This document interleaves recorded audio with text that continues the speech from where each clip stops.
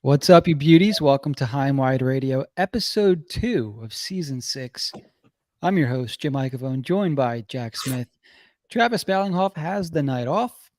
If you're watching us live on YouTube, make sure you are subscribed and set an alert for future shows. And if you're listening as a podcast, please make sure you're listening and subscribed on Apple Podcasts or Spotify to get notifications for future episodes the minute we upload them. And I'm just gonna, Jack, you know who I feel like? I feel like the wedding singer already. Like I'm just like somebody, you know what I mean? So Look, if there's anything good that happened from the other night, you see this card right here? This Young Guns. That's Tice Thompson, baby. he scored a goal for you, didn't he? I'll give you the email. I'll give you the Patreon. We'll have a raffle. You can win it. Entry fees at least $100. Okay? Now's the time. Bye. I love it. If anything good came from the weekend, it was that. It's Jack's Young Gun card got pumped up. Let's go, baby. He's gonna be better than his brother. So before the show, Jack just moved into a new house. So everybody congratulate Jack. It's a very exciting time. Opening up a bunch of memorabilia, I guess you had kind of packed away for a bit there, Jack, until you made the move. Some very cool stuff that we're looking at. We're gonna try to save some for later on in the episode, but we're gonna get to the crappy stuff first, I think, right, Jack? Like, let's get it out of the way. Camp started. We're not going to be talking about my personal life either. We're going to talk about the Flyers. It's been a week. So obviously camp got underway last week. They start with the bag skate day, which is tradition for John Tortorella's training camps. And the next 4 days, the Flyers proceed to scrimmage. And I guess that's a good thing. I don't know, unless you open up a preseason game against the New Jersey Devils and proceed to get trounced 6-0. I was not able to watch any of the game last night. Jack, you said you were able to catch maybe a period or so? I was in and out. I do have notes. Watched the majority of the first period, which was a lot of the shellacking. Some of the second, and came back for a little bit of the third. I caught bits and pieces, and from what I understood, I didn't miss much because it was pretty much shit across the board. Yeah. And so I guess it's preseason. Having said that, I still would have liked to have watched the game and kind of seen who did what, but judging by what's been put out there there hasn't been much. There wasn't much to build on from last night's game. And I saw a tweet from Bill Meltzer, I think, and he's blaming it on the camp. You know, he says, what do you expect after 4 straight days of only scrimmaging in camp, opening up with the bag skate? You know, I don't know what the Devils are doing during camp, but maybe it hasn't been as much. Number one, the Devils are the more skilled team. Now, sure. Did the Devils do like a split squad thing last night? Because I saw they were playing Montreal too. Is that something that's always happened? Because I don't really remember that being a thing. Well, I remember the Islanders definitely did. I know the Flyers did it and the Islanders would do it. I think at one time the Islanders and the Flyers played each other in 2 different split squad games. So I got to assume that most teams do that. And when, obviously there definitely weren't certain names there. So that's what I got to assume. Okay. So I'm not sure. I mean, I could look at the box score. I'll be honest with you guys. I haven't even had the opportunity to do that. So I'm not sure who the Devils had iced against the Flyers. Hang on a second. I know they had Tice Thompson, that's for sure. And Holtz. So I'm looking at goal scorers here. It looks like Jesper Bratt, 3 assists. Andre Palat, goal. Eric Halla, goal. Tice Thompson, goal. Your boy, Alex Holtz, goal. Timo Meyer, dressed. Nico Hischier. I thought he had at least an assist. Mm-hmm. Yeah. And so I'm not seeing Jack Hughes on there. I'm not sure if he played or not, but that's goalie. I don't think I heard of their goalie before. Okay. Although they may have only swapped them. Okay. Yeah, it looks like Vanacek, who Definitely no Vanacek, but I played feel for like them, there was yes. somebody else, right? Yeah, Carlgren. I want to say he was maybe with the Leafs. Let me go ahead and check there. He played 24 games with the Leafs over the last 2 seasons. Nothing really to remember. That's probably why we don't know who he is. Hmm. Uh, so yeah, I guess do the Devils have another goal? No, they traded or they let Yes, Black. they have. He went. Remember, he went our auction, and we were all like, "What the hell?" Kira Schmid. There you go. That's it. Right. Dom got him, and he had to go take a Schmid afterwards. Well, he was a lot of money. It was like, look, I'm not against the guy, but it was like, whoa. Yeah, he was like, "That's I got to go take a Schmid bid." Oh, he wanted to get out of the auction. I was like, I got Markstrom for less than what he paid for him. It was a good draft. I had a good time there in that one. I got I got a lot of value there, baby. I got Johnny Hockey back. I didn't see that coming. Did you really? Only $30. Get the hell out of here. Yeah, I That's got a steal. I got Huberto. Like it was like unbelievable. I was like, everybody gave up on these players. Like I'm like, you look for bounce back guys. You'll get a deal and a half. I was thinking back to last fantasy draft or last auction, and I only got. This is how bad it was because I remember specifically. I only got Shane Gostisbehere and Alex Georgiev, and Goalies this though. year I could focus all my energy on the draft and the free agency, and I thought I did a lot better. So note to self. Who'd you get, Jim? I'm curious. You want to wait, save it for the end? Or you want to talk about it now? Oh man, let me see. So the guys off the top of my head, I ended up getting Brandon Hagel, who honestly I didn't really want. I think whoever I was bidding against stopped bidding, and I just ended up with them. I tried to go heavy on centers, so I got guys like Kadri, Hurdle, Shen.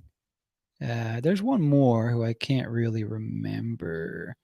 But yeah, I tried to stock up on centers.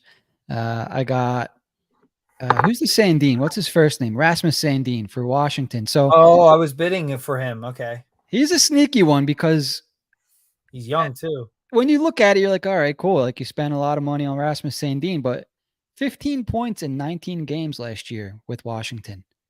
So I think Carlson may have missed some time and he's back, but But potentially. they moved on from Orlov though, so there's opportunity there. Good point. Great point. So yeah, maybe there's some fantasy talk we'll touch on. Hey, we got some guys checking in here. We have buddy Dan Knightley. You got Josie for $24 Josie and for 24, use dog. Forsberg for $1. Is that real? Lipa Forsberg in a lot of drafts, even like redrafts, no auction. For some reason, people pass on him. He goes a little late. I'm telling you, if you can get him, if we do our league again this year, grab him. If That's he's insane. healthy, he's going to put up points. He gets hurt, he goes on your IR, pick up somebody else. Wow. That's insane. $1. Dollar's ridiculous, but I did see he was going later in drafts. So both those, Yossi is even more impressive than me. He's like the third best defenseman in the league, maybe the second. Yeah, $24 made out pretty good. I'm curious how much money that league gets to spend on free agency. Hopefully, he's only 25. Slaypool checking in once again. Hey guys, hey Slaypool, thanks for hanging out, man. Yeah, we can always count on you to be in here, even when we change the day, even when we change the time. Appreciate you checking in.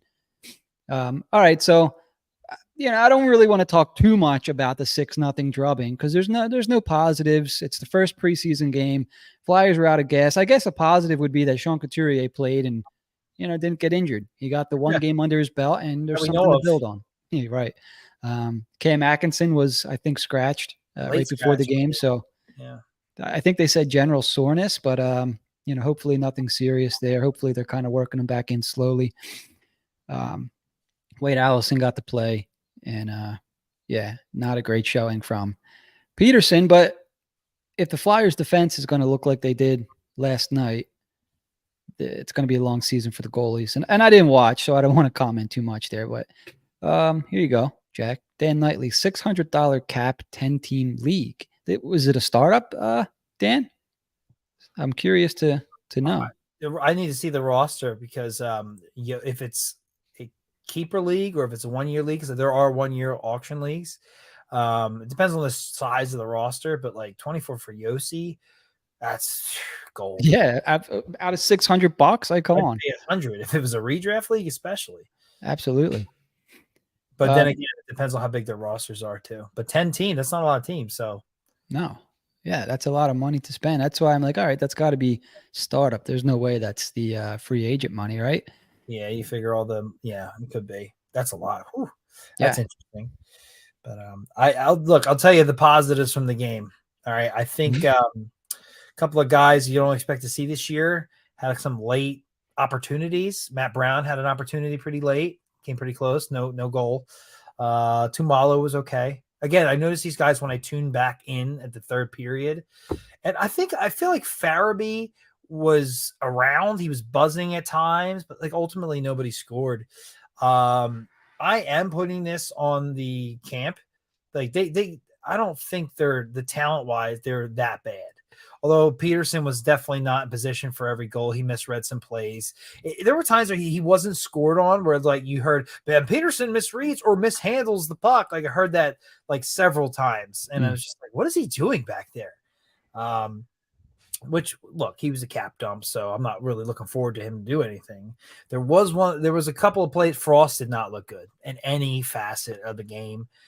He tried to get Allison hurt on a pass that Allison like had to take the hit, and you're like, well, that's the last guy you want to see taking a hit right now.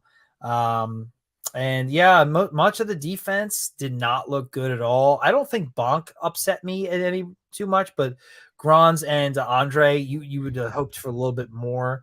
But these guys are super young, and if they're getting killed in like these bag skates and these like back-to-back scrimmages, and what was it, like 3 and 4 days, they were full-on scrimmages and whatnot, like, and then you got a game, like, what do we really expect here? So I'm not worried or anything. I mean, they're not supposed to do that well this year anyway, but when it comes to the young guys, I hope they at least attempt to hold their own. It was just collectively a tired and bad effort. So it is what it is. And I'm going to forget about it as fast as possible and move on. Yeah, I think you hit the nail on the head pretty much. One preseason game. Flyers made some cuts today, a day after the game. So these players didn't even make it to the second preseason game. And that's probably a good thing. They're getting down to the I'll just say it, nitty gritty. I was trying not to, but You tell you paused. I was like, well, this would be perfect. I mean, I love those guys. I just wasn't going to promote. Yeah, Anyways, no. so Yeah. the Flyers have released a couple camp invites in Jonathan Fauchon and Dr. defenseman, Fauci. and Sam Sedley. 2 camp invites, and forward Denver Barkey and defenseman Oliver Bonk have been sent back to London of the Ontario Hockey League. They're both on the same team, so it'd be cool to watch those two play this year. And one more, Carter Sutherland, this year's, I think he was a 5th round pick, was sent back to Portland of the Western Hockey League. So a lot of young guys were let go and sent back to their WHL and OHL teams. So nothing too surprising, but it is 5 guys off the roster. They're at 52 players now, and I would expect we see some more cuts by Friday. It to me, I heard John Tortorella talk. It must have been last week because the last bunch of days, or I haven't watched much of anything. But it sounded like things were more down to business, quicker this preseason compared to last, where there's not as many players in camp. He knows what he's looking for. He knows who he's looking for, and he wants to get things going quicker. Whereas last year I think they had enough to scrimmage with 4 teams. This year it only started with 3 teams. So I think we're going to see things move a little quicker this preseason than we did last, where they have an actual roster playing by maybe the 3rd or 4th preseason game, something like that. All right. So, any thoughts on any of those guys that were recently cut, Jack? No surprises, really, right? I mean, when you have that bad of a first game, no matter what, and you have camp invitees that you never heard of, they're probably going to be released. As far as the players, most of them were drafted this year. Sutherland and Barkey obviously were. What was the other player? I can't. Something on my. It was Bonk, the 1st round pick from this year. Oh, Barkey. I mean, that's this year. Although I'm a little. He didn't strike me as somebody who needed to be sent back. But you know what? It's December 26th. It's going to become a numbers game pretty quick. So it is what it is. I think, and I could be mistaken, I think their season, if not their preseason, definitely started. If it's not their preseason, it's their regular season. So that stuff's already going down up there in the old Canada in London, Ontario. So maybe they wanted to get them to, they got their taste. They got one game of preseason NHL action. They're not going to be making the team anyways. Go send them back to where they kind of belong. I agree with that. Yeah. So in other news, the Flyers signed a goalie. They signed their 2023 second round pick, Carson Bjarnason, to a 3-year ELC. This kid just turned 18 the day after the draft, Jack. Thoughts on him signing his ELC already? They liked him. They traded up for him immediately. They're huge fans of him. He was probably their highest rated goalie in the entire draft. They did not have a second round pick. They made themselves have the second round pick to draft this kid. They like what they see, and that's fine with me. You do what you got to do. It's a goalie. I feel like, yeah, you might have to pay them more money earlier when you kick their ELC, but they got such a long road. They just wanted to commit to the guy, and I'm not against that at all. Did you see the picture of him and Danny Briere, of him signing? No, I don't think I did. This kid looks like he's straight from the Disney Channel. Good looking kid, but Jesus, does he look young? But yeah, I mean, ultimately, I'm all for it. Do what you got to do. This is Danny's first draft. Yeah. I mean, if you want to sign him to an ELC, he's a goalie. You made sure you got him. Be my guest. I love that. He's so far what I've seen from Danny Briere, he's an aggressive GM. That's exactly what this team needs. I want to see more of it. That's a great point. And so Bjarnason, I forget if we talked about him on our show. If just a quick plug for a Dobber Prospect show. I forget if I talked about him on there, but this was no reach by the Flyers. This was, we got to get this guy with our second round pick because he's good. He was the top rated North American goalie. He is Canadian, so I want to say that he's not from the States, but top rated North American goalie this year. And Flyers took him with their second round pick. So this is a guy that we should, a kid that we should know, remember his name because he could have a similar trajectory as Carter Hart. He's going to play with the Brandon Wheat Kings this year in the WHL. Improved last season upon his rookie season in 2021-2022, even though he only had a 3.08 goals against average and 900 save percentage. We're looking for him to improve on those numbers this year. As I mentioned, he just turned 18 on June 30th. It'll be interesting to see. So the Flyers, as much as we're going to be watching how the defense core is going to shake out, I think we should be paying attention to how the goalies kind of shake out because all summer long, we were expecting something to happen potentially with number 79. Nothing ever came out. So as far as we know, he's the starting goalie for the Philadelphia Flyers. Flyers signed Sam Ersson to a 2-year extension over the offseason. So he's playing this year, and then he gets a 2-year extension after this year. So essentially he's here for the next 3. Sandstrom, I don't think anyone's really depending on him to be here after this year or even after. Let's see what happens during camp. And then Peterson, who was destroyed last night, and the Flyers could bury that salary in the AHL for the next 2 years. It'll be interesting to see how things start to shake out. They got Kolosov over in Russia. They drafted another guy, Zagraven, in the 3rd round. I think back-to-back picks this year in 2023. So let's see how the runway kind of opens up for Bjarnason here in the next couple years. I would assume he'll play with the Wheat Kings for at least the next 2 years.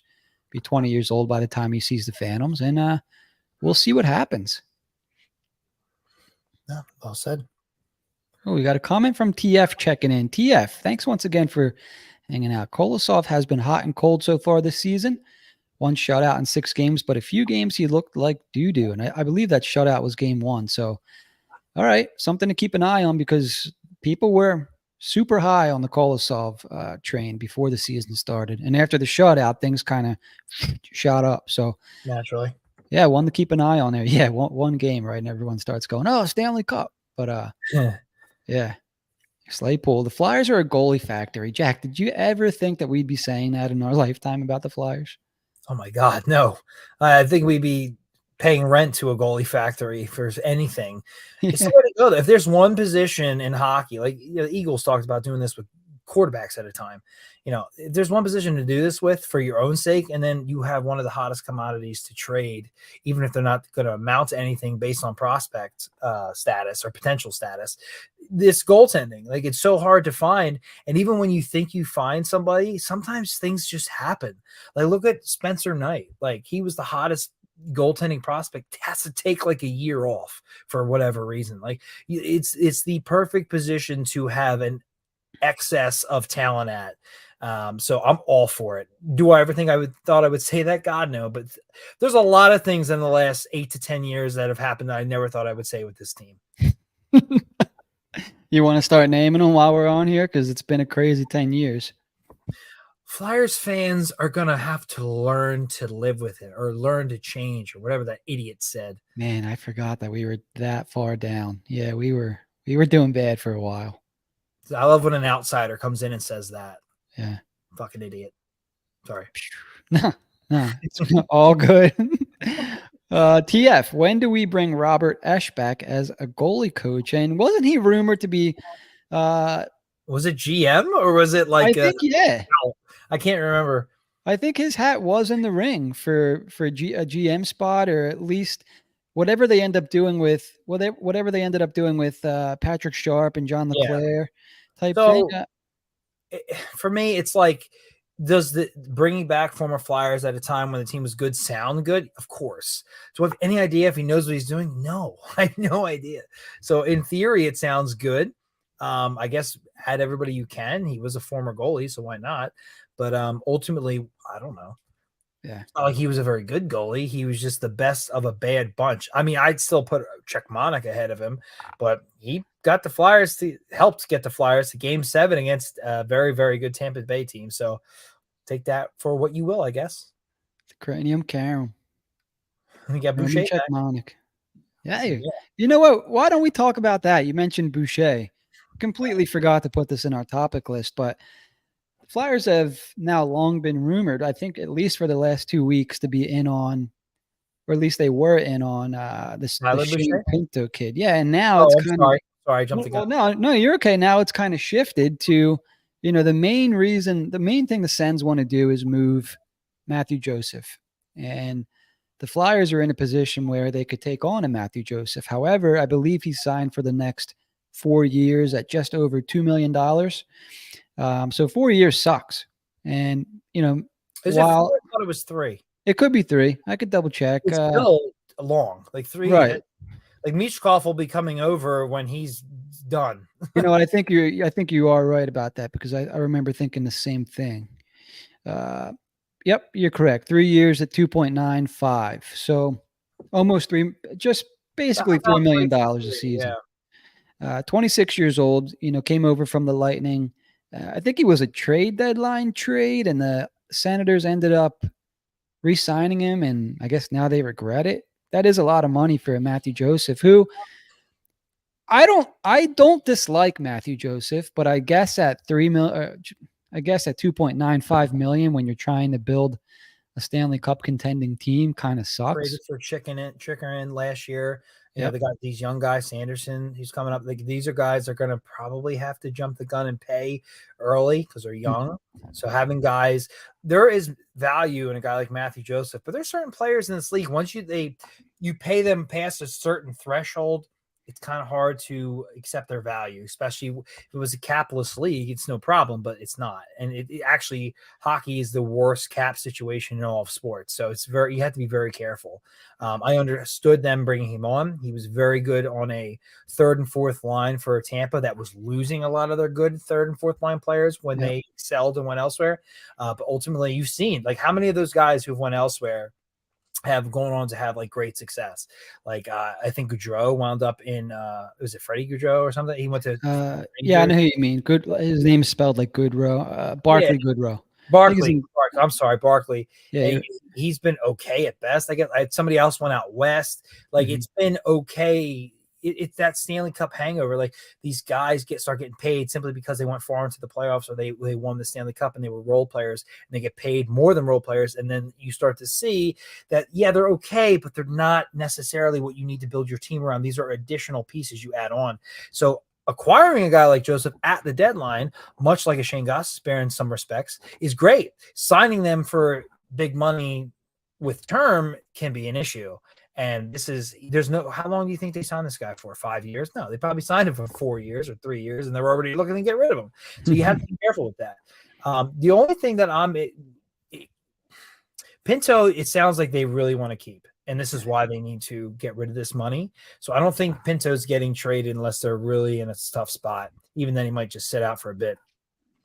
However, the rumor was Tyler Boucher. I think it's Tyler Boucher, right? Correct. Yeah, son of Brian Boucher. I actually forgot where he was drafted, thinking like, oh, well, if they want to give us a prospect to take on 3 years or $3 million, even with our current cap situation, can we do that? And I looked, he was like the 10th overall pick in 2021, was it? Hang on, I have him right here. I mean, that's high draft capital, regardless of what he's been doing in juniors or wherever he is. 10th overall, like all day, I'll take a prospect of that nature. Not to mention the connection to Brian Boucher. But why can't I find this kid? We were talking about it earlier, and I remember being surprised. Very 20. Yeah, you're correct. 20 years old, man. You're on fire tonight. 10th overall pick in 2021. 20 years old. 6'2", 205, right wing. I mean, another right shot. But that's okay. Just keep loading up. You're going to give me a 10th overall pick to take on a contract like that all day. And in my opinion, Joseph is a player that the Flyers can still do. They can, not that they need him. Like the Ottawa Senators don't have it. They don't have any need for a Matthew Joseph. Whereas the Flyers right now, yeah, this is an NHL player that we can plug into our lineup. You know what I mean? This is a guy that can hold over a spot. Well, you know what it is? I think if they're a playoff team, they could use a player like that, but they can't use a player like that at that term. Mm-hmm. They have too many other actual needs, and they didn't make the playoffs, so they need to worry about getting in first. And once they're there, then they can acquire a guy like that on an expiring deal or a very short-term deal at the deadline. They just made a mistake signing him for more than 2 years, really, even one, if you really think about it. TF makes a good point. And I did hear this at the time.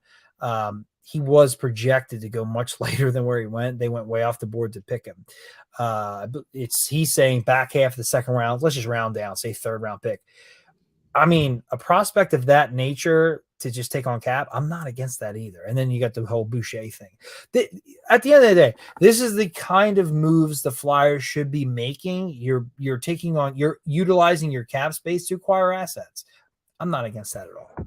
So wherever you think he is or whatnot, he's a pretty decent prospect, regardless of where he was taken or where he should have been taken, to take on another guy where if things go right, at some point you can probably move. Probably not with 2 more years on his deal, but you never know. So I'm for that. As long as they can find a way to fit him in. They need to move more guys off the roster. We'll just see how this year goes. Let's give Danny Briere a full year, but add as many prospects as you can. There it is. I mean, I like that he's actually trying to find ways and is not giving in. He's like, hey, we'll take on Matthew Joseph, but we need a first round pick or we need a top prospect. It's not like, oh yeah, we'll take on Joseph. Didn't they do that the one year? They actually it was last season, right? When the Kings were like, oh, we can't do this deal unless I know exactly what you're talking about. It was for Brendan Lemieux ended up being the guy. I forget the actual trade. The GM of LA is telling Fletcher oh, but I can't do this trade. Yeah. Have Lemieux, and instead of trying to get more assets out of him, he's like, oh, we'll take him. Yeah, that's awfully nice of you, but could you get something? Hey, you throw us a 6th round pick, or in 2 years from now, I don't care. Just get more. It's just I don't care if the odds of that player turning into anything are below a percentage. but like, just do it. It's what you're supposed to do. Like, and he just, the fact that he's like, I'll do you a favor because my job's secure. Like, it just blows my mind the way he, fought the game. But yeah, that's essentially it. He's like, yeah, I'll help you out for free. Right. Yeah. Like the Flyers don't have any second round picks, but we'll take on Brendan Lemieux for free. Right. It's like, never do that. Like, nobody helped him out for free. Remember, he's trying to get JVR at the last second so he wouldn't be a laughing stock. And yeah, Yzerman tried, but ultimately couldn't help. Yeah, you don't want to be that guy. Don't be that guy. There's a reason that's an expression. Don't be that guy. I'm sure Chuck Fletcher is a nice guy, but oh my God. Most that guys are nice guys. He just gets taken advantage of. Mostly sitting at home. It's true, man. It's you got to be a little ruthless sometimes. You got to do what's best for your team. Absolutely have to be ruthless. Are you kidding me? How much money these guys make? Think you do that being a nice guy? Come on. Dude, you're 100% right. I totally agree. Either you're a drafting guru or you're an asshole. Right. Yeah, it's totally true. I mean, you want a good human being, but you want the guy with the killer instinct. Look, man, let me break this down for you real quick. For years, growing up, watching the Flyers since like '94. All right.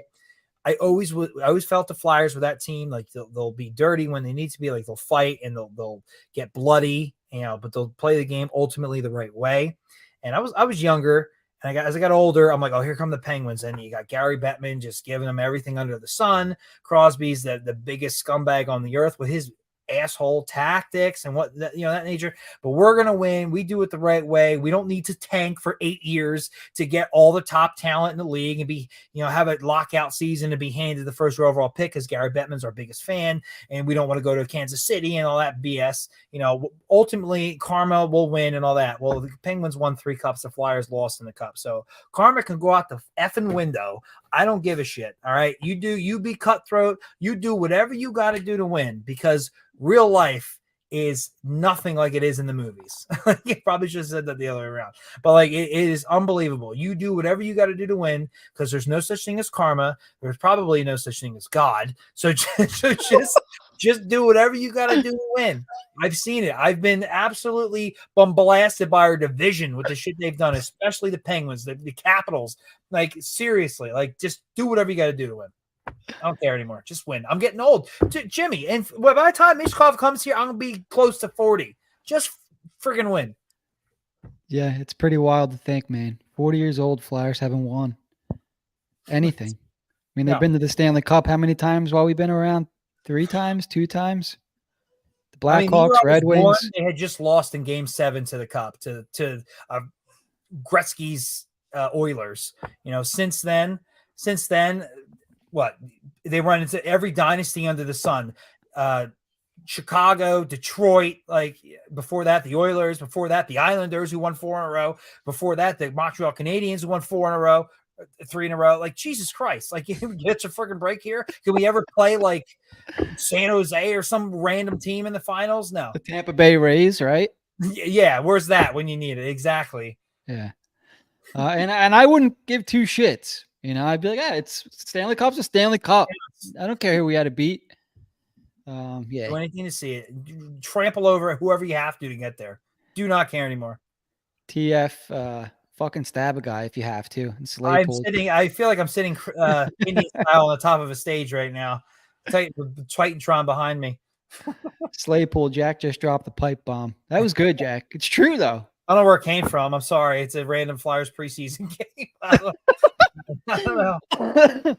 Hey, nice guys finish last. You could be a good human and still be a little ruthless. Like Danny Briere on the ice, you knew he's a good guy, but he was a killer, right? And that's what you need.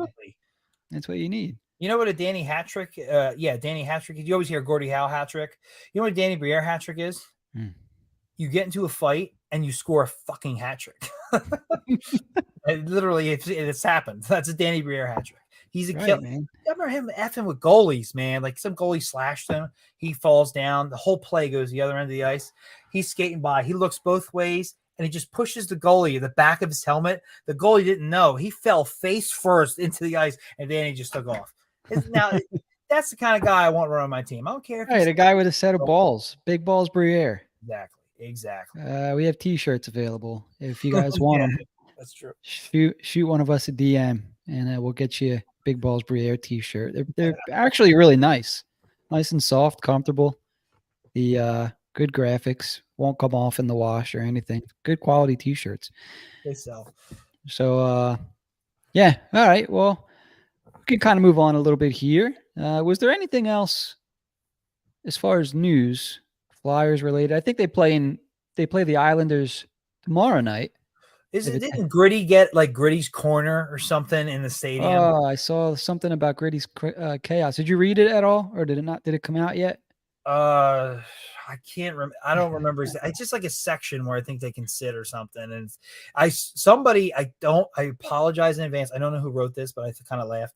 It was like, I'm glad they have that, so it can distract the non-Flyers fans, and the real Flyers fans can focus on the game or something like that. And I was kind of like, I feel like ever since, and I like Gritty, but ever since his like birth, it's been pretty rough. And it's like every time I see him, I associate him with what I call the failed error of Flyers hockey. It's unfortunate, but Hextall, it was Hextall, it was him, Gritty, and it was like the Voraceks. Like they're all in a jumble to me. So I don't give a rat's ass about Gritty until this team starts winning. So do whatever you want with the guy, make the kids happy, whatever. Do not. I saw that, I rolled my eyes and said whatever. Yeah. I kind of did the same thing. And it's funny because I was thinking the other day, like, oh man, the Flyers are changing the ice logo. They're starting to do things the right way, bringing things back to giving the team back to the fans kind of thing, or so it seems. Haven't seen much of Gritty on Twitter or whatever it's called now. It seems like they're kind of toning him down a little bit, and now he's got his own corner in the Wells Fargo X. Yeah, I like that, Jack. TF likes the Big Balls Briere. We got T-shirts. Yeah. So I'll provide a link on Twitter. You guys can check it out, or I'll drop it in the YouTube comments. So yeah, we're about 36 minutes in. What else, Shaq? This was I apologize to the viewers. I didn't do much preparing for this show as I've done in the past. As you may or may not have seen, I have some stuff going on. Well, that's true. You definitely do. Let me ask you, where do you think Torts takes the team from here? Do you think in his mind it's very much, I don't give a shit, I'm going to do things my way, and we're going to go right back to bag skating and this, that, and the other thing? Do you think he's hard on those who play poorly, or what do you think? So I think for Tortorella, it would be the sign of a good coach to realize, okay, these guys don't have legs. So what does that mean? Does it mean that they're not prepared physically, or does he need to give them a little bit of a break? I think he's smart enough to realize he's not going to see their best in preseason games if he keeps kind of running them into the ground every day. And they won't have they need the conditioning. Don't get me wrong, because they were in almost every single game last year because of their conditioning. But I think Tortorella's a smart man. I hope that he is smart enough to realize he will need to make some adjustments. I don't think it's coincidence that all the 2023 players were sent down, or the 2 camp invites were released. He's not wasting time. Preseason game 1, camp's been around for what, just about a week, maybe a little bit less than a week. These guys are gone. They're not going to be taking up spots anymore. He needs to see more from other guys. So I think he's a smart guy, in short, and I think he's smart enough to adjust. But he said earlier in camp he wants to see as many of these guys in game action as possible. So I guess it remains to be seen. How about you? What do you think? Part of me feels he's got that, like, this is a bad comparison, but like that Mike Babcock, like whatever I do is right kind of thing. I'm not sorry. Yeah, I'm not sorry. Like, because he's been so successful in the past. I think he'll would say that too, like if anybody asked him. But I do think he'll pull it back a little bit, but not too much. I think he's like, this is what it is. I didn't choose to have to play a preseason game this early in camp, or camp should have started earlier, something like that. I think he's got a plan. He's going to stick to that plan. He might find himself pulling back a little bit, but not too much. And I guess we'll see what's going on with some of the other guys who are injured. But the end of the day, like, do we really care if they win or not? I think we're all in the let's have them lose now, not 6-0. Right. And it'd be stupid of me to be like, oh, we have this guy making a team and that guy making a team. They all look bad. We're not doing that. We're not judging that kind of stuff. I'm going to keep an eye on everything. But it does, if this continues and he does not pull back, it does lead me to believe that the veterans will be the ones to start the season at least, and the other guys will make their ways up. Because Forrester's another one. Was I wrong? Did he take a pretty big hit too? He flew into the boards or something? I thought that's part of the game I missed, but I thought I read something on Twitter where he was slow getting up at some point. And he's just been unable to finish and everything. Every game situation I've seen him in, only 2, but still, like, it's the 26th of September. When's the season start? Second week of October? Like, you're gonna run out of time fast. So I if he's gonna make the team, and I don't think it's his to like position to lose or anything, we're gonna have to see something. So this next game is gonna be very interesting. It's definitely possible still because nobody played well. So I guess everything's up for grabs. But I'm really curious now what this final roster is going to look like. If they don't pull it together quick, it's going to be really interesting to see what Tortorella decides to carry into the season. So here's something, Jack, and I'm going to kind of piggyback off your Forrester point a little bit. You and I, when we tried to project the forward rosters, I don't think you and I had Forrester on the opening night roster. And, I wasn't making a big deal about the rookie camp or the rookie series showing from Forrester, but you were kind of like, what's up with that? Right. And if this kind of carries over into preseason and, extends into, deep in the camp, maybe not that we want to be right here, but maybe our roster prediction ends up becoming true, right? We didn't have I know for sure that I didn't have Forrester on the opening night roster. I'm pretty sure that you didn't either. Was that correct? That is correct. I don't think I had any like rookies making the team or considered rookies or whatever you want to call them. And a lot of it's because what we know in the past, when teams spend money, they typically want to start those players and go from there because then it's a good problem to have. It makes yourself look good in the sense that, well, this guy started the season and whatever. We saw Joel Farabee have a great camp and still, because of a numbers game, not make the team. Now, a lot of that might have had to do with them playing in, like, I forget what country they went to, Prussia or something. I forget what they played that season, but I think some of it had to do with that. But he did more than enough to make the team and still had to wait. So if that can happen in that scenario, and Chris Stewart makes the team over you, I could see easily with this team something like that happening. You were going to rely on your vets, at least to start the season. You don't want to start the season with chaos. Something like the last game, you want to start the season with some kind of stability. Yep. You want to, so it could easily see them doing that for that factor, for the money factor. I think a lot of people were high on Forrester making the team, but at the end of the day, when that rookie game, they set him up a lot. They gave him opportunity after he was like their Ovechkin the way he set them up, or they set him up, and he was there. He ripped it. He did what he could, but reviewing that game, what I thought was a really good save ended up being he shot it right in the guy's like breadbasket. Like, it's not like the goalie made that good of a save. He really never had a shot. And then later in the game, he had an opportunity right in front, and he went short side instead of glove side, which was a lot more room to shoot at, and he missed the net entirely. So it's like, well, if I'm a coach watching that, if you make a good play and a good shot and a goalie just flat out makes a save, you got to tip your hat to the goalie. I can at least recognize that you're doing the right thing in the right position. Positionally, he seems okay, but as far as shot selection and timing, there's something left to be desired. So am I going to slam the table that Forrester needs to make the team? At this point, no, I'm not. It's still early, but I don't see it yet. And why rush him when you don't have to? We're not going for anything this year. See, I totally agree with that. And, not having him on the opening night roster is not a huge deal because, they called him up last year and he did well. And Forrester is a guy that, I've kind of liked for a while. Did I expect him to score 3 highlight reel goals and 7 points in 8 games upon being called up? No, I didn't expect that.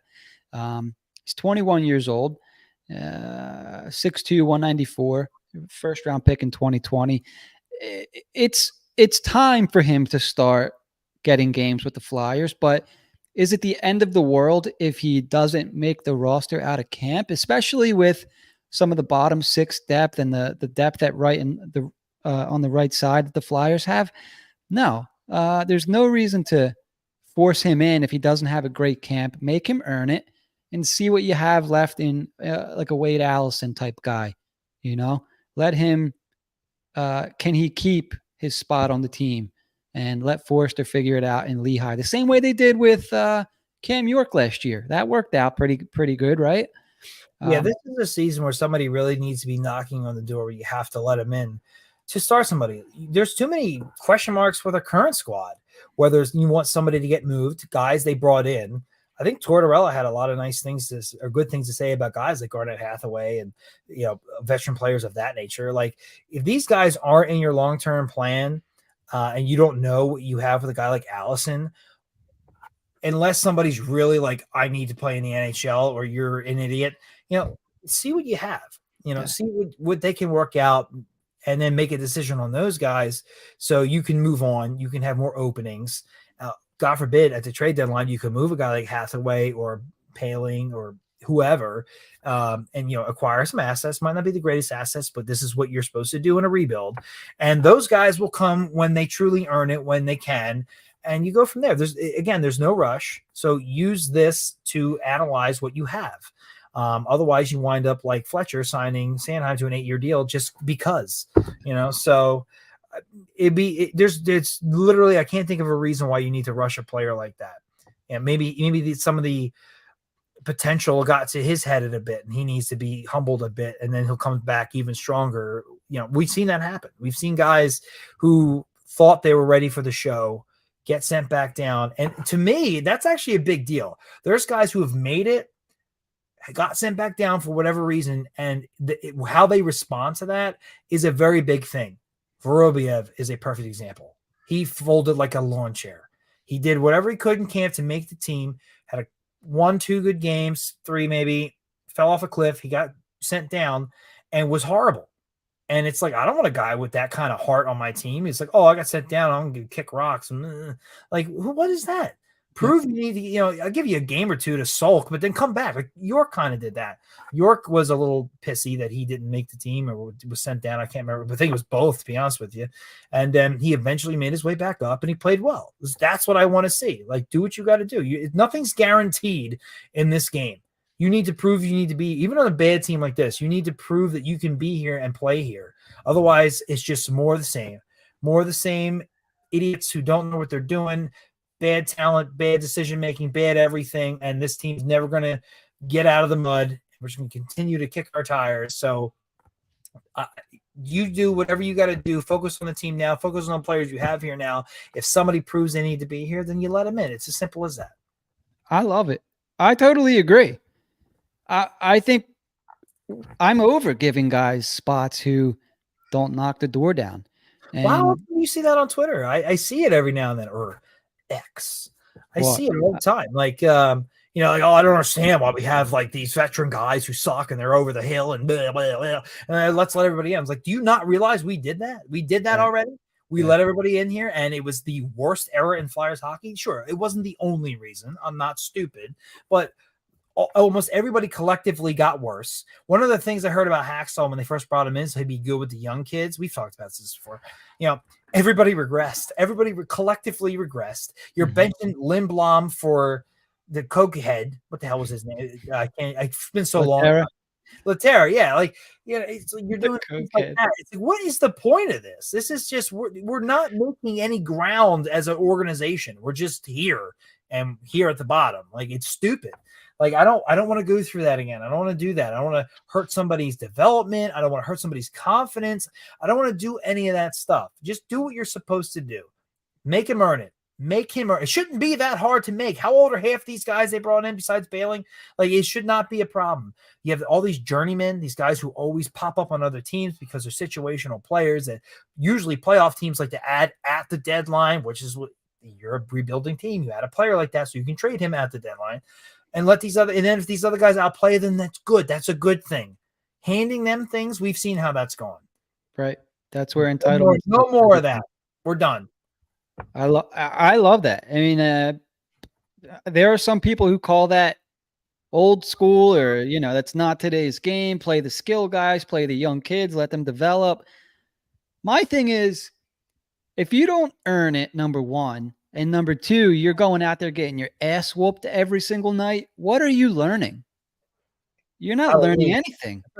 How to lose on a Right. nightly basis, and then you become a country club Right. because You become a loser. you don't know how to win, but you know how to cash your paycheck for losing. Yeah. No. Again, I don't understand how any like Flyers fan could still support that after what we went through. I'll admit, I was for that. I thought our drafting was gold. All they needed an opportunity. That's all they needed to do. Just get them here, let them play their game. Yeah, well, that was wrong. That was clearly wrong. It's more to that. Now, sure, every prospect's different. Let them prove to you that they're different. If they're that good, they'll find their way here eventually. And I love again, it. we're also in a different situation. We were trying to win back then, allegedly. Like now, we are clearly not trying to win. There is no need to push all these young kids forward. You have to play now. We have to start all your ELCs early. There's no reason for any of that. I love They it. are here when they earn it. That's it. Set a standard, right? If you want to be on this team, you got to make the team. That's what you're supposed to, make a team, not be given a spot. Totally agree, man. I love that mentality. Competition, I think breeds success because you actually have the best player making the team. So, and that's what you want. If you can't beat out Nick Delorier, if you can't beat out Garnet Hathaway, Ryan, how do you say his name? Jack Paling. It's Ryan spelled Paling? polling, but apparently it's paling. I keep wanting to say Poling. I If you know. can't beat these It's guys out, It's Sean Walker. if you can't beat these guys out, go learn. Go play with the Phantoms, Do something different. Find a way to make the team, you know? So I love that you said those three words because that's something when I played in college, that's what our coach would say, find a way. And it's kind of stuck with me through life. You're never the most talented, the fastest, the quickest, the smartest, yada yada, but you're gritty. Find a way. And these kids have the skill. Now they need the mindset. If you have the skill with the mindset, you're unstoppable. And I hope that's what Torts is teaching them. Find a way to make the team. Beat these guys out if you want to be here. And for Forster, as much as I like him, I don't want anything given to him. Earn your spot. If you're coming into camp, you're not ready, you don't look like you had a good summer, go play with the Phantoms, dude. Who said you had a spot? I'm just saying, man, this is a first round pick who everybody's loved, myself included, looked good in the NHL for periods. And then you see him in a situation in a rookie's game where he's getting the open looks, does not bury one. I'm not saying it's concerning. All I'm saying is, yeah, I'm not exactly pounding the table to make him make the opening night roster. I'm not even saying he can't play with the team this year. I'm just saying there's no reason he has to play opening night unless he's ready. Totally. Don't show favoritism because of something he did last year. What have you done for me lately? That is this league. Come on. Like you can play. Allison's a perfect example of this. He was great. And what was that, 2-3 years ago at this point? Comes back next year. He's like the one big disappointment. It's like, wow. You need to not only prove you can get here, you're not done once you get here. You need to prove that you can stay here. Consistency is key as well. So you don't just get here for the sake of getting here. Then you're going to have a Frost situation where you're up and down for 3 friggin' years before you actually stick, and then you're holding out in training camp. And again, had a pretty rough game.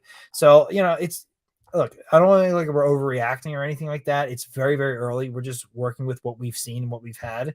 And at the end of the day, we're in a situation where none of it matters. Like, just let whoever you have, I guess, rise to start the season.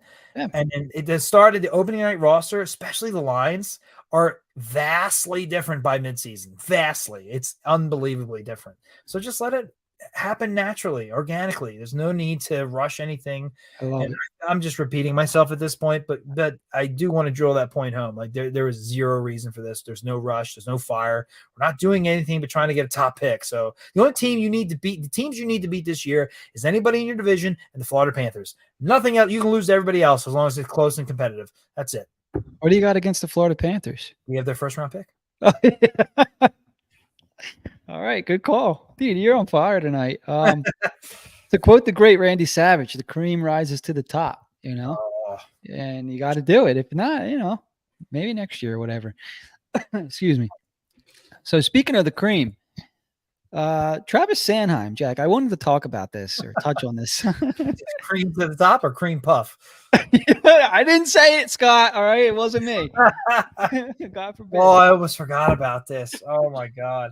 I did want to touch on that. So I forget who shared the clip, but it was of Travis Sanheim, and I only saw the clip. Okay, I didn't see how he looked in camp. As I said, I've had some personal things going on. My coverage hasn't been as good as I would have liked. I didn't get down to Voorhees for any of the camps or the days for camp and whatnot.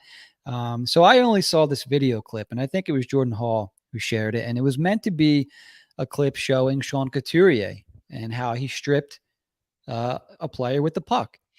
The player with the puck happened to be Travis Sanheim. And as you guys know, if you've listened to the show in the past, I'm not his biggest advocate.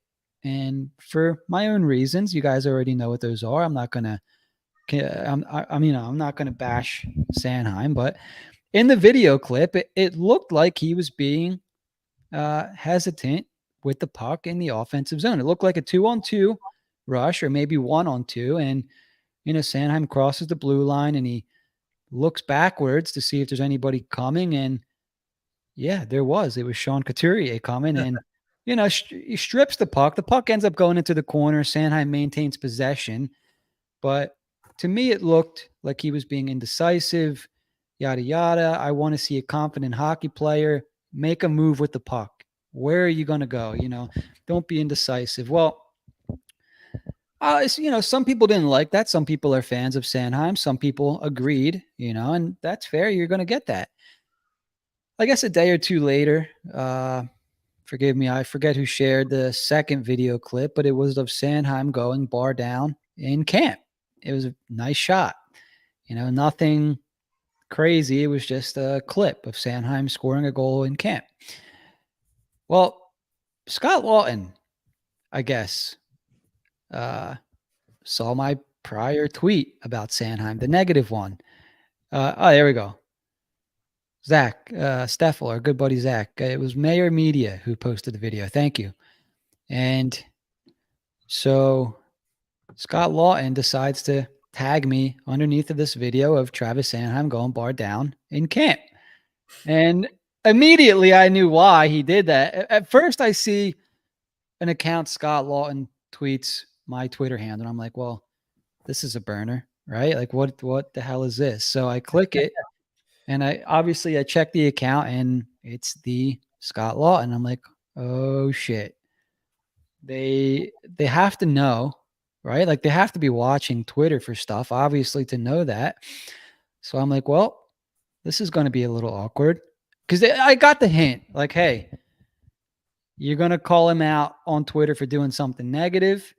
Here's something positive. What are you going to say now? Right? I got it. I understood, Scott. Point taken. I get it. What do you think of that situation? Dude, and I loved it because instantly I had to share it to the group. I'm like, can you guys believe this? Like, this is Scott Laughton calling me out. And you guys were awesome because that night, I think it was maybe Sunday night, I needed that laugh, man. And you guys were cracking me up with some of the comments you were saying over there, busting my balls. Kind of taking Scott Laughton's side and whatnot. It was cracking me up. But you guys made it fun. So thank you. And everybody on Twitter who saw that. I was cracking up that night. I needed a laugh. So, yeah, Jack, any comments or thoughts on that situation? I thought it was a burner too. I couldn't believe it. Like I was like, oh my God, he called that. No, but usually when they do that, there's like several names. It was just your name. He just Jim Ike HW. And I love that it was a practice goal. It was Carter Hart, but still, it was like you're in practice. Sometimes the goalies aren't even trying. They're just like, okay, they're going through a drill here. You know what I mean? Yeah. It's like made it look like he was, McCarr. And it's like, good, come on, okay. But either way, you getting called out was I'm sorry, but he flat out slam dunked your ass. Yeah, he did. I mean, what are you gonna do? What are you gonna do? It's just like, okay, whatever. But I got a good laugh, man. I was like, holy shit, I can't believe this is Anaheim haters out there, but you apparently are leading the charge. It kind of reminded me of the bags. Like we were some of the first. I'm not saying we were the first, but we were some of the first people to start the whole bag icon thing. Like I remember doing that at like at 8 a.m. that day, and by work was over, it was like a phenomenon. I'm like, what happened while I was at work? And we would definitely were not the first. It reminded me of that. It was like, Jesus, you got Scott Laughton calling you out. What did you do? Like, I mean, do you go to the rink since Boo hit Sanheim or something like that? I mean, a part of me thinks the whole it had to have started with the Trey Turner, the fans clapping. Like, we should do that for Sanheim. I bet you somebody caught wind of that because that's like, it's rough. I don't even think. I mean, I'm being serious, and people can subtle big. Yeah, exactly. So that's the thing. People can take that however they want because I'm like, hey, maybe it worked for Trey Turner, who was actually good at one point in his career and was going through a season-long slump. It worked for him. He's still on fire, isn't he? Yeah, I mean, he had the whole team's pretty much on fire right now. They can clinch tonight, by the way. Oh, wow. Playing. Let me check the score. But he's offensively, he's on fire. He did have a defensive gaffe, but then again, he'll come back with another good defensive play. So, Mean Metal Mike. This is the first time I've seen Mean Metal Mike chime in here. So welcome to the show, Mean Metal Mike. Triple M. Bottom of the sixth, up 1-0 against Pittsburgh. There you go. No, I'm sorry, they're home. So hey-o. So Mean Mike comments, will the Phillies win and clinch tonight? Go Phillies and ready for Flyers hockey. As ready as we're going to be, I guess.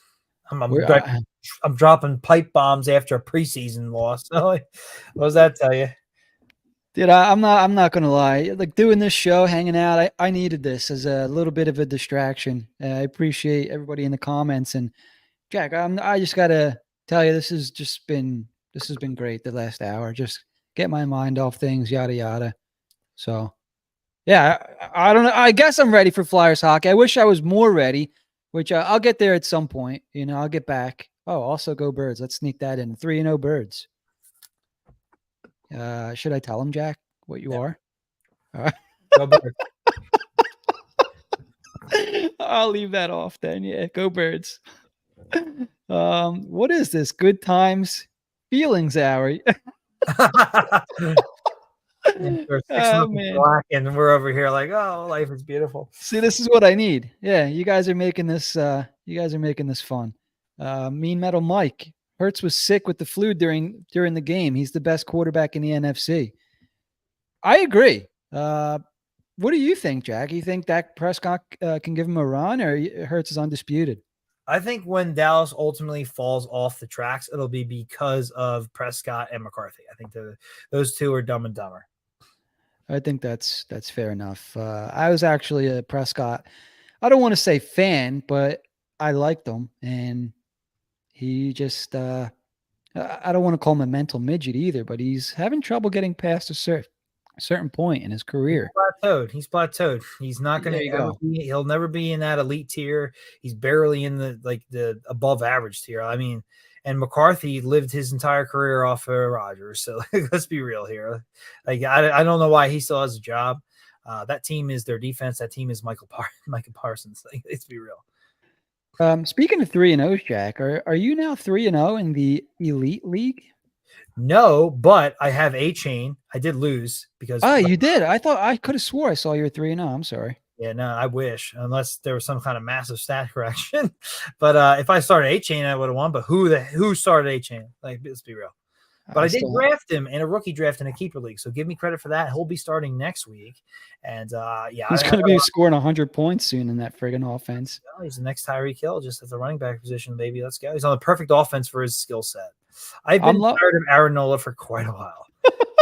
For the listeners, real quick. So Triple M, Me Metal Mike, are you tired of Aaron? No, I like that he's chiming in with these other sports Aaron. questions. I'm That's not mad Aaron. about it. Aaron Nola. And yes, I was irritated with him with his contract, like what he thinks he's actually worth, and seeing he's probably tired from the long postseason run last season, but it's not like he was stellar then either, and he's been so hit or miss. When I look back at why this team probably didn't win this World Series, he'll probably be one of the reasons, or even advance to the World Series. They still got to get by some juggernauts, and I have so much more confidence in Wheeler than I do Nola. It's not even funny. Was Nola on a St. Louis radio station a couple weeks back when they played the Cardinals? Did he go on a St. Louis radio station? I thought I heard that. He could. I don't know. He could have. And that's the team he's rumored to be potentially going to in the offseason. I just didn't think that was that common. We have another comment from Triple M. Carter Hart won't stay for the rebuild. I don't know what his problem is with the city, but he wants to win. So I don't know. I haven't heard anything about that. But it got me canceled, Jim. See, we'll see. From what we heard, he's a weird dude. He's a weird guy. So we'll see how weird. That's what we're gonna have to find out. Hopefully, he's not weird enough where he's not tradable. If that's the case, I can't stand when I see this stuff. I get it to a degree, but the player's got to be held accountable. You're the friggin' goalie. Look at Jake Voracek. Like, he goes on, I forget what radio station. Oh, we never got the help. Well, yeah, that's true. But when you eventually did, you weren't as nearly good as you should have been, and the money you were making. And you have the talent. It was the effort. So that's the kind of stuff that irks me. They can cry all they want. They have no problem cashing their checks. So, you could stay here and win. Like, look at Gibson in Anaheim. You think he wants to win? Geez, he's been around there a lot longer than Hart's been here. And Hart has had some – look, there's nobody who's defended Carter Hart more than I have. But let's be real. He's had some games where he is flat out – I don't even know how to describe it. His angles have been so off. He's breaking sticks over the top of the crossbar. It's nothing to do with his ass defense. It's been him. There's been so many goals where he just needed to make the save that it makes it hard for guys like me to defend him.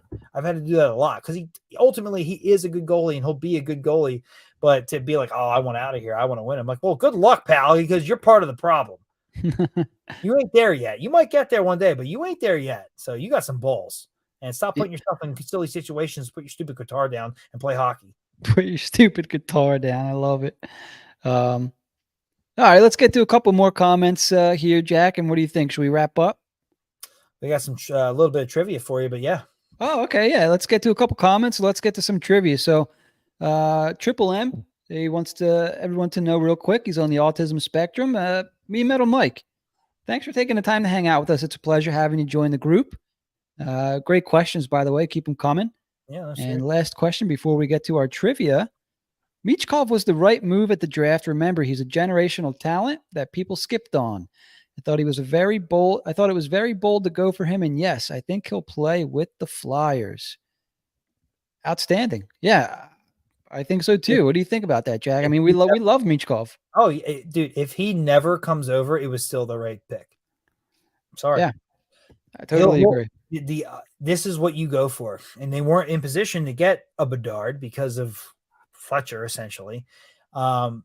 So you were handed a gift. You take that gift. If he never comes over, whatever. I mean, I'll hate it. I'll be upset. But I would never have not made this pick. Right. Totally agree. He's the pick. All right, Jack, let's get to our trivia. What do we got? Well, as you said, I moved in and I found like 100,000 different memorabilia, random things along the way. I found these 1997, but it was for the 98 season. And I'll tell you why in a bit. They're basically these little really middle 90 fathead things that you think you get from McDonald's. I couldn't tell you where I got them from. I'm going to hold up the face. You're going to tell me who it is. I got 3 Flyers from the 97-98 season, and I have 3 other random players. See if you can name who they are. So we'll start off easy here, okay? Here's the first one. Yeah. Leclerc. Johnny Leclerc. That's correct. Yeah. How cool are these things, by the way? Right there, Leclerc. I'm going to have to look these up and see where you got them because I feel like the giveaways that we had when we were kids are so much better than the ones they have today, right? I love these things, man. I had them at my bedside. Who's this? Oh, my God. Who is that one? Hang on. Wait, did we look at this one earlier? No. This is not the Mayo then. Damn, who is this? Wait. It was 97, 98-ish. Is it defense? Yes, it is. I'm going to go Paul Coffey. Oh, great guess. Wait. Desjardins. Eric Desjardins. Why did I say Paul Let's see the Coffey? black there. There you go. Yeah, look at that. That's sweet. This Man. is the other one you saw earlier, so this is a little cheating here. But you remember, this is how I know it wasn't the 96-97 season, because we traded Renberg for this bad boy. See, all I got to see is the hair. Yeah, I because know. the parted blonde hair. That's Chris Gratton for sure. Number 55 at the time. What number did he change to his second season with the Flyers? Oh, that is a good question. It was definitely lower. Do you remember? Yep, and it was higher. Oh my God, I don't know then. 77. 77. That's a good number. Once Paul Coffey left, he took it. So, huh. All right, we're gonna go 3 random teams. Now I'll give you the one you got earlier. Also was on our podcast. Look at this with the Calgary Flames. The one, Theoron Fleury. Theoron Fleury. I love Theo. If you guys haven't listened to that episode, I recommend going back and looking that one up. It's a fun guy. He was hilarious. Yeah. Look at this bad boy right here. Now there's a name you're gonna say that I wish it was. All right, so it's not Potvin then. Is it? I thought you were going to say Curtis Joseph. Well, it was either I was going to say him. It is Potvin. Oh my God. Potvin, look at you. Well, the crazy thing is my next guess was going to be Belfour. Didn't he play for the Leafs for a little bit? But it didn't look like him. But when they were like really good, Belfour's been all over the freaking place, man. Yeah. But like when they got Cujo, I'm pretty sure that's when they were like, I think that's when Bronick scored. And no, that was Belfour too. That's when the Flyers were fun, man. That was, I think Cujo was like 98, 99-ish. Okay. Yeah. So last one. If you get this one, you win.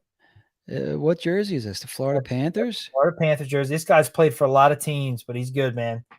Good luck. I'm going to go Ed Jovanovski. Great guess, but no, this man's a forward. I don't think it's Pavel Bure. Nope. That's a good guess too. All right. He definitely had lighter hair. How about, give me a hint, like what kind of season? What was his best season? Would you know off the top of your head? It was pretty good. What I can think of is I'd have to look that up, but I'll name some teams. TF's Yager. He's played for the Whalers. He's played for Tampa. Actually, there's a player that played for Tampa that has a very similar name to him that currently plays. I can't remember if he's still with Tampa, though. I don't think so.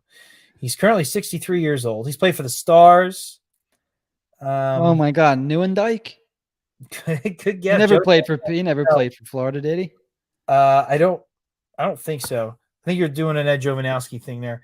So he's played for the Minnesota North Star, the Capitals, the Red Wings, Tampa, and Florida. I thought he also played for the Whalers. Maybe he's not on this list because they're a is he a Hall of Famer? He was inducted in 2010. Shit, man. Who the hell was good on the Panthers? I almost said Bondra, but he never played for the Panthers. I remember him with a he did play for the Whalers. I don't know why that wasn't on there. Put that thing back up. Maybe one of the guys in the chat. It looks like TF's taking a couple swings here. Be my guess. Remember, Florida Panthers, think late 90s, like 97, 98-ish. Who is this friggin' guy? Didn't the Flyers play them in the playoffs a year or two? If they did, it would have been 96 and they would have lost. But that's the year that Van Wiesbroek was the goalie. They went to the Cup and lost to the Avalanche. That was like 95, 96. Is this a popular player? Because for some reason I want to say, do you remember Joseph Stumple? Definitely It's not him, but I don't know. He's a Hall of Famer, but like I don't know how. So he played for the North Stars throughout the entire 80s. Seriously, 81 to 88, 89. Then he played for the Capitals for the first half of the 90s, the Red Wings for a majority, and then the Lightning. And he finished his career with the Panthers. He retired in 99 with the Panthers. So his best years were not with the Panthers. Did he become a coach or anything? So this would actually have to be 97, 98. I don't know. But his best seasons that I can see, he had a couple of so it would have been 80, 81, 82 with the Minnesota North Stars. He had 55 goals and 51 assists for 106 points. His best season closer to when you would have seen him in 96, 97 with the Lightning. He had 35 goals, 25 assists, 60 points in 77 games. So can you name it? Dan Lightly got it. Wow. Dino Ciccarelli. Wow, that was a good one. You'd have to be an old head to know that one, though. I mean, looking at his stats, I'm like, geez, he's a lot older than I realized. That was a good one. Good that you saved that one for last because that one was pretty tough. Well, that was for all the marbles right there. Cicerelli. Should have known, my paisan. I don't know if I'd have gotten that one. Jesus. That was fun. I'm trying to see if I have his card anywhere. It's funny that Bill Meltzer put on early one of the most underrated flyers, Murray Craven. Well, I have his freaking card in here. You can tell. Jack has an entire box of Eric Lindros rookie cards. Yeah, that was pretty cool to find. Yeah, that's sick. Pristine condition. This is 88, 89. So this probably came out in 1990, this card. He was a trade, right? He was acquired in a trade. Is that correct? From Detroit. I guess it would have been 83, 84, or 80, 45. I don't know what the trade was, but I'm pretty sure he was acquired in a trade. Yeah, free agency wasn't as huge back then in the 80s. Man, there's some players here, man. This is bringing me back. Jesus. So you mentioned earlier, Jack just moved, and now he's having all kinds of fun going through the old cards and memorabilia and whatnot. That's the best. Dude, I got a card here. Greatest Flyers never was of all time. This guy was pretty decent everywhere but the Flyers, and that would be Sean Burke. I remember Sean Burke. He played for the Devils, the Whalers, the Hurricanes, the Canucks, the Flyers. On the back, he's actually got a Flyers jersey on, but clearly here he's in his Coyotes with the Phoenix Coyotes at the time. Wow, I didn't realize the Coyotes were around for that long. Oh, I had the card behind it. I must have put them together at the time when he played. Bush or the Flyer. No, that's Sean Burke again, giving up a goal. I'm sure that puck went in. Zach chimes in. That's the only good part about moving, going through all the old stuff, I guess. You ain't kidding, man. Some of these guys are, oh my God, they're so old. That was cool. I would love to know where you got those little figures from. They were neat. Yeah, too. I looked at the bottom, right? And it just says China.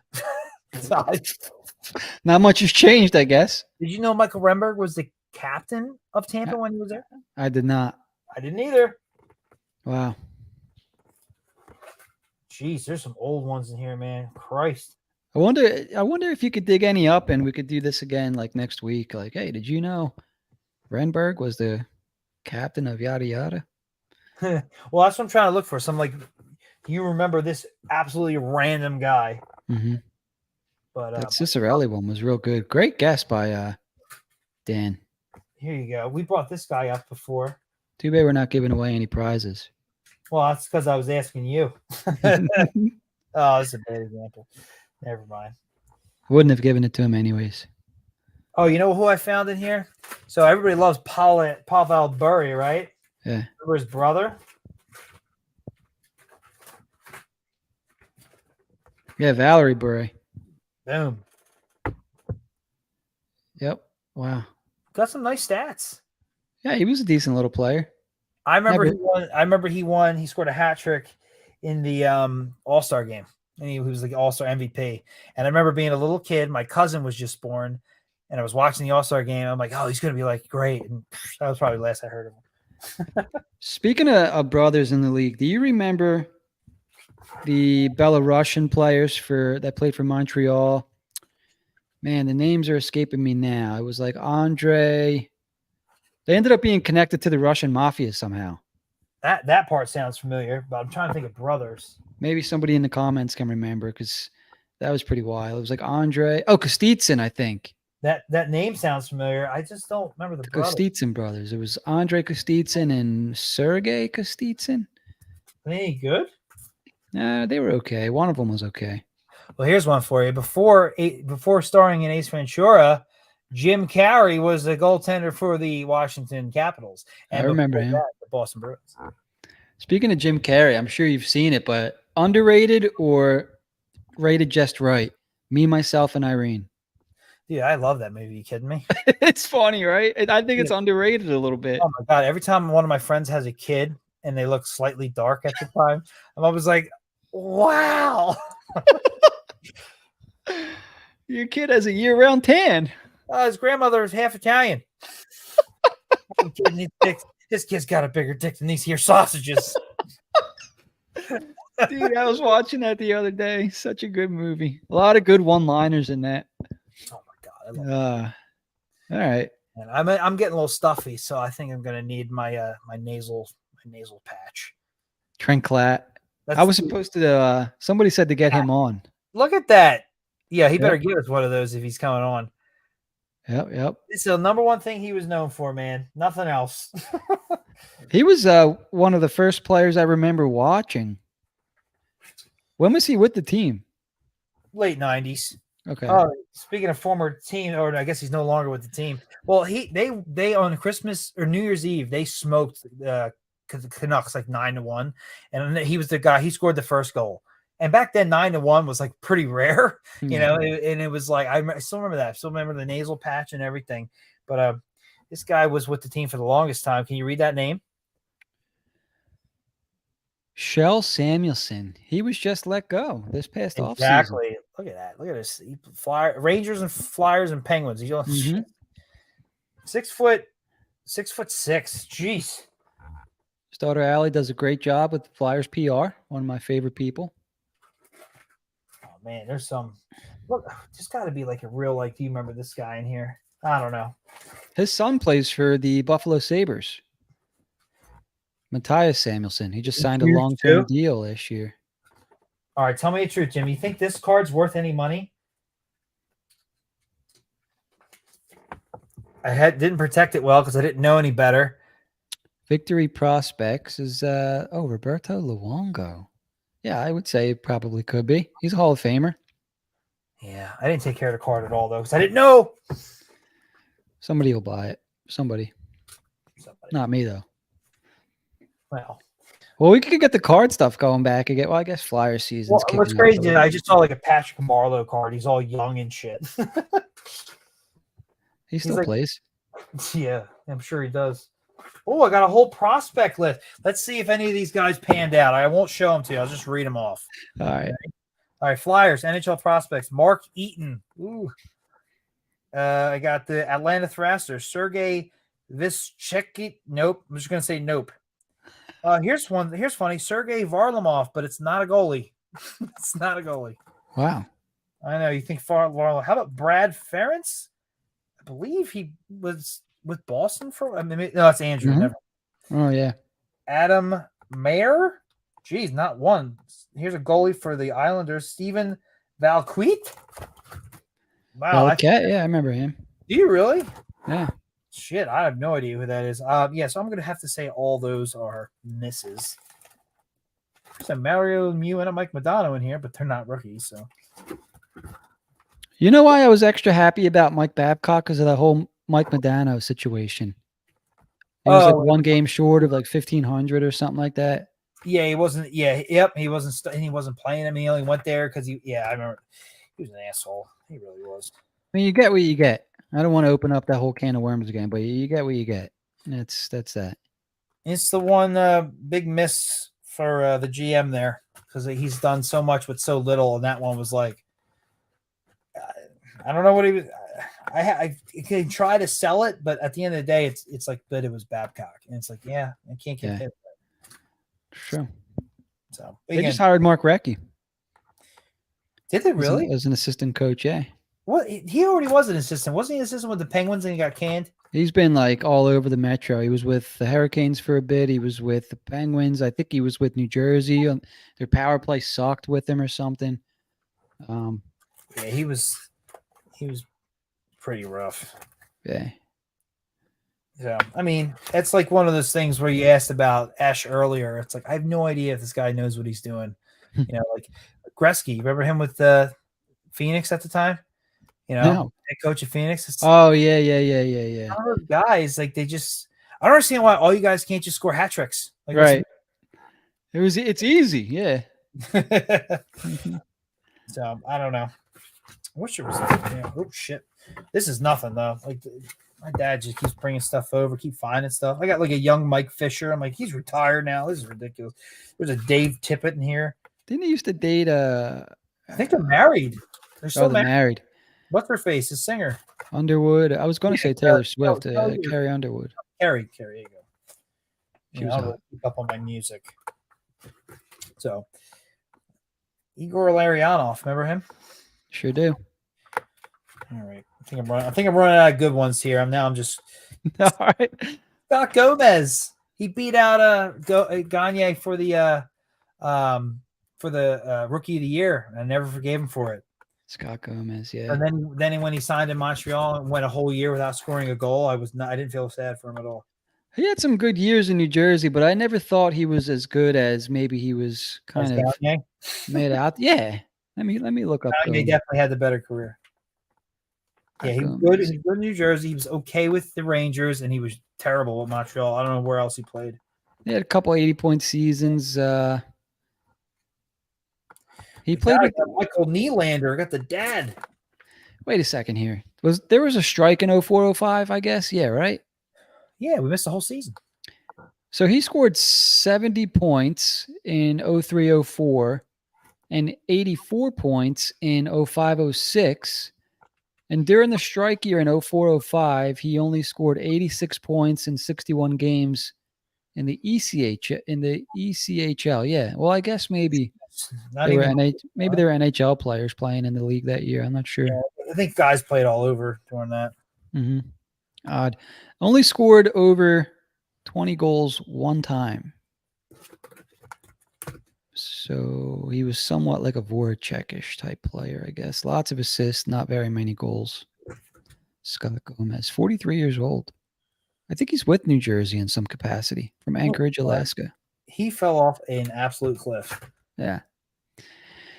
But we're an hour and 25 in. I think should we wrap this one up, save some for next week, Jack? Yeah, I think I'm starting to ramble. All right. I got to go run and eat dinner too. So everyone's a pleasure hanging out. Kind of really needed this time to hang out with you guys. And I appreciate it. Jack, is always a pleasure doing the show. Hopefully we have better news to talk about next week as far with the Flyers. Preseason game tomorrow night. I believe it'll be on 97.5. I didn't see a stream, or somehow Comcast owns 2 stations and it's not on TV. So if we come across a link for the game, I'm sure somebody will share it on Twitter. But if you're in the area and you don't feel like looking for a link or a stream, it's on 97.5. So we'll be talking more Flyers camp and preseason, I'm sure, next week. I'm sure there'll be some cuts between now and then. It's been a pleasure hanging out with you guys. We'll talk next week. Bye-bye.